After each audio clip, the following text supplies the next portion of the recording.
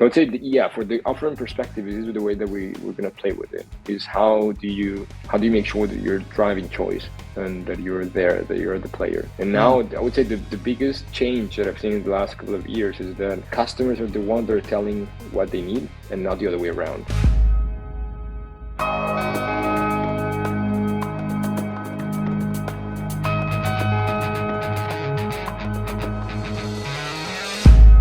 Hello and welcome to the Retail Podcast. Now, today we're in the studio and we're joined by David Gomez Cardona from Kingfisher, who is Group Marketplace Director. And David, I'll hand over straight to you.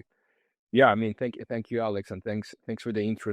I've always been fascinated by how digital platforms connect people and businesses. I started my career in logistics in the US a while ago, but quickly I felt the need to actually pivot to e-commerce. I was really attracted by how fast-paced this industry was, right? So my journey has taken me from Colombia to France and now the UK by helping leading retailers build and scale their marketplace business. So from driving digital transformation at Cdiscount to launching Leroy Merlin's marketplace business, well, I've been deeply involved in marketplace expansion across different markets. Now at Kingfisher, I focus on, from one side, expanding our online marketplace, driving digital growth, and helping our banners innovate in e-commerce overall. And as you were saying, I mean, people may ask who we are, who's Kingfisher. So, Kingfisher is a leading home improvement retailer in Europe. We're present in around 8 markets with 5 different brands from B&Q, Castorama, Brico Dépôt, Screwfix, and Costas. And we have 1,900 stores with around 80,000 colleagues in these 8 markets. Each of them with a different business model, different approach, and quite a strong local expertise. And of course, at the heart of our strategy behind it, we have what we call the Powered by Kingfisher philosophy, which in a nutshell, we are quite keen to actually, I'd say, use the differences that we have in each of our banners, and the difference that we have actually makes us stronger. So we use this to scale and to drive synergies, innovation, and efficiency, while empowering banners to still agile and actually locally relevant. And when it comes to my work, well, it's a blend between strategy, digital transformation, and leadership, helping our businesses scale their online presence while fostering cross-functional collaboration. And I would say what really energizes me behind all of this is seeing how technology and e-commerce come together, right? And to solve real customer issues for retailers, how to scale in this world today. And I would say, outside world, I would describe myself as I love a good conversation around traveling, geopolitics, cuisine, and stuff like this, right? So yeah, this is what I can tell you. Okay, no, fantastic. I mean, it's really interesting the journey that I can imagine you have gone and your industry has gone from the times of when we were all in our houses thinking about what home improvements we're going to do. Then, lockdown opens up and stuff. I'm curious, how is that, when you look at the Kingfisher strategic priorities, obviously marketplaces, I can definitely see e-commerce, digital marketplaces at the heart of growth. But is that right? What would the strategic what would you see being the strategic priorities? Yeah, totally. I mean, it's a great question. I mean, I think today Kingfisher's e-commerce strategy is about meeting those customer needs. On this customer needs growing expectations around speed, convenience, and choice, right? Then you tell me, David, this is not new. This is something that, is not, I'm really saying anything revolutionary here, right? But we're seeing different demographics behaving in a different way.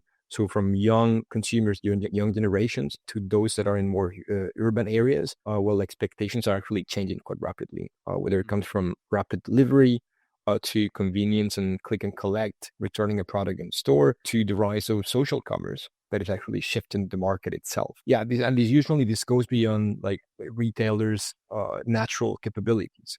So I think that as part of our holistic e-commerce strategy, we're seeking on actually leveraging the strength and the number of our store assets to meet our customers' demanding needs. And what I can tell you is that so far, if you look into our 1P, so retail e-commerce business, around 93% of these orders are actually picked in store, and click and collect represents around 87% of our first party e-commerce sales. And while now, so it's the way that we're leveraging on this. And when it comes to marketplace, to my role and how do we play a role into this? Well, we're really leveraging marketplace to accelerate both speed and choice, but as well convenience. So there is a great opportunity for us in the marketplace to drive this acceleration.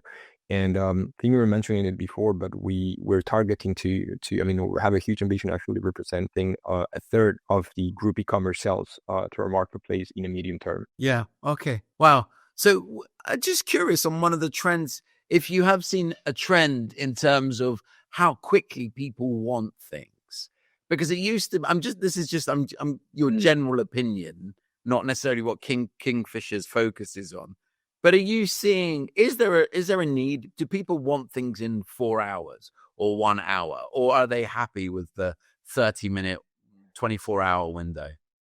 That's I mean, personal opinion, I think it depends on what is the product behind. When you look into retail as a whole, I can say that consumer goods, grocery was one of the industries that's fastest, that shifted the fastest into e-commerce and then to marketplace.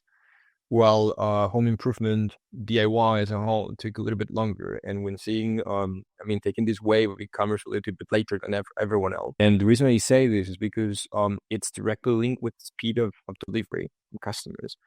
If we focus on home improvement DIY, well, a customer that is building a kitchen or that is building, I don't know, like a bigger project wouldn't mind probably to wait like even more than 2 days, 2-3 days to receive your product.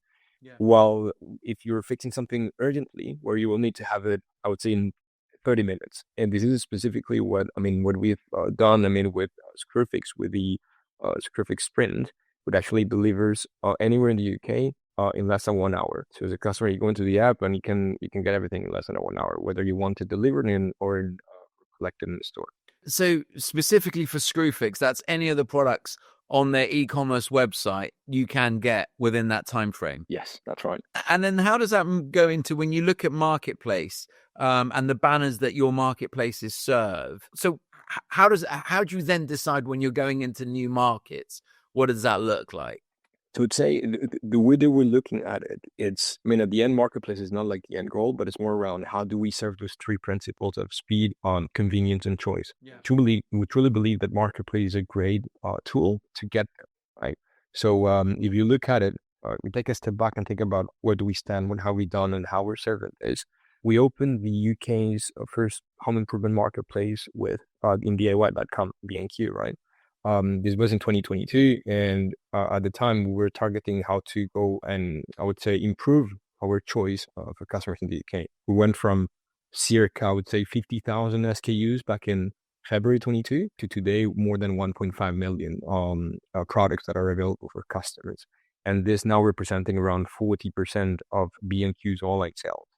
So which is a huge acceleration both in terms of choice, but as well today in terms of possibilities for our customers. But this does not only develop and allow us to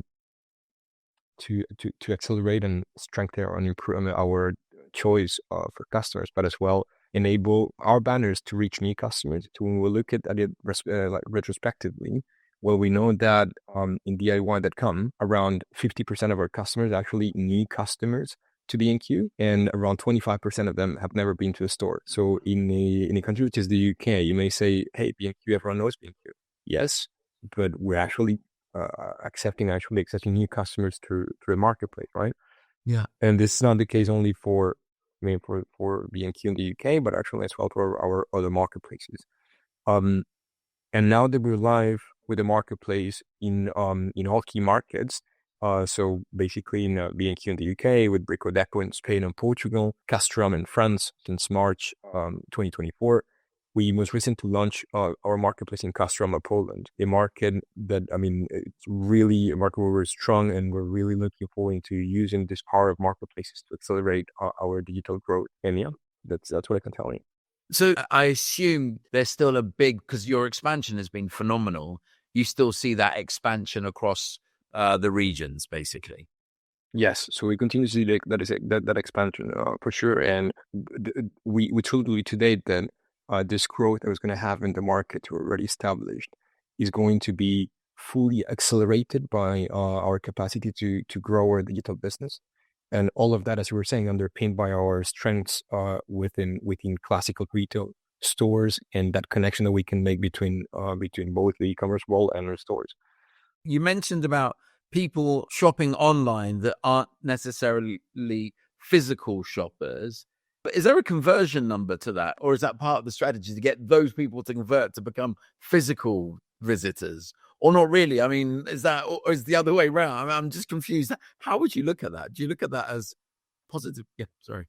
I mean, I guess this is something classical within. I mean, when you're a retailer and you're developing a overall retail business beyond marketplaces, so it's something that it's natural, but I would say it's not the end goal. I mean, our end goal today is really to say, hey, we're strong in retail, classical stores retail. How can we lever on that to continue delivering and actually developing a new business and serving these new customer needs, right? So we'll have the customers today that are only buying online, and we need to serve those customers. And at the same time, we have customers that are going to be continuously shopping offline. Well, we have that kind of a mix. And this is what we're trying to address with this approach, right? I mean, if you look into, I would say one of the biggest value propositions that we have today in the marketplace in B&Q is actually the capacity of accepting returns in stores. So as a customer, you can easily and without any worries go and buy in the marketplace, in India1.com, get a product delivered to your house. And if there's an issue, you're not satisfied, you change your mind, well, you can actually bring it back to the store. And this is something that is quite unique for the marketplace business. So, and we see it as really, really value added for customers in different polls and surveys that we've had with them. But the next step is really into our omnichannel connectivity, is to develop the click and collect capabilities as well, to fully engage all of this to happen and to really drive customers buying, purchasing, converting it online, going and picking up the product in store. And then the growl is here because you will manage to drive customers from the web to store, but actually from store to web as well. So this is where we want to really connect both of these worlds. It's not one way, and we think it's both ways that things are going to happen. When you look at the wider market and, there's some of the challenges and trends that you see within your space, what do you see those? What are they as you continue to grow? It's a great question. I think there's something that we see more and more when what you're in our detail offering is stores working hand in hand with both our marketplace on e-commerce offering.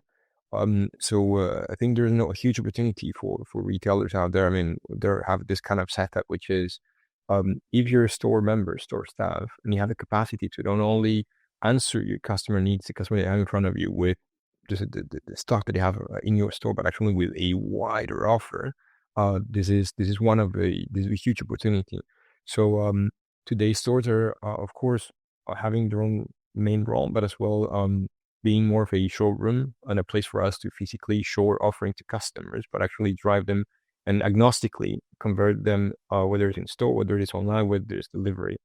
So this is one of the challenges, but as well trends that we're seeing in this space. I could talk as well about probably how do you innovate to continuously drive speed and convenience, what I was mentioning just earlier. Well, we have the case of Screwfix with the delivery in 1 hour, but not only as I think as well, there's something around depending on your city's landscape and how you're located. Well, actually, there is a challenge to actually deliver inside like the downtown of a city as fast as possible, and this goes as well through different store models that we can develop. Now, I would say last but not least, there is something around how do we continue adapting, or how do you continue basically leveraging on a footprint that is international today to be able to serve customers around markets. And this is something that with the marketplace we are fully addressing, which is key for us. Is all the partners that we work with today, let's say in B&Q, it is a key added value for us to enable them to access other markets where we're present as well. So this is something that it's not only a trend within marketplace and e-commerce as a whole, but it's something that that is key, and there's an opportunity when you have this kind of setup. I'm just curious on your thoughts, because there'd be things that you may have had to combat. I mean, if we take that from an offering perspective, Yeah, I would say one of the main challenges that you would have as a retailer is to be able to stay to be there for your customer needs, your customer requests, while remaining, I would say, loyal to what your brand represents. So if I take example, let's say of B&Q, or of Castorama today, where these brands actually are all within home improvement as a whole, right? So we need to stay loyal to what this brand represents and to what we are, we were known for. So of course you would like to, as a brand, you would like to be there, and to be there when a customer is looking for something to related with home improvement, right? And it can go. This is quite. It can be quite fast because at some point, the lines are quite blurry. And this is what we're trying to do with, let's say in the case of B&Q, is like focusing on this. So we are expanding our scope of territory, of actually really what is our play field, but remaining loyal to this, right? So whenever a customer is buying today, looking for let's say everything related with kitchen material, kitchen appliances, well, probably in the past we wouldn't sell this, but well, today we're actually fully covering this need. So wherever you're looking for the last air fryer, we're looking for the last oven, well, we really need to make sure that we're playing there. And we want that piece of a cake, right? And we want the customers to actually feel that they can find everything for their home at B&Q. So I'd say, yeah, for the offering perspective, this is the way that we're going to play with it, is how do you make sure that you're driving choice and that you're there, that you're the player. And now I would say the biggest change that I've seen in the last couple of years is that customers are the ones that are telling what they need, and not the other way around. It's no longer stores saying, "Hey, this is the product that you need. This is what I have to propose to you." It's not like it's me that is driving. It's me that is comparing. It's me that defines as a customer what is the price that I'm willing to pay. What are the conditions that I have as a customer. So the role has changed in the last couple of years. That's fantastic. Look, David, I won't keep any more of your time or take any more of your time. I want to say thank you for coming on the show. And look forward to maybe seeing you in the UK sometime. No, thank you. Thanks a lot. Thanks a lot, Alex. And it was great being here, and looking forward to next time. Thanks.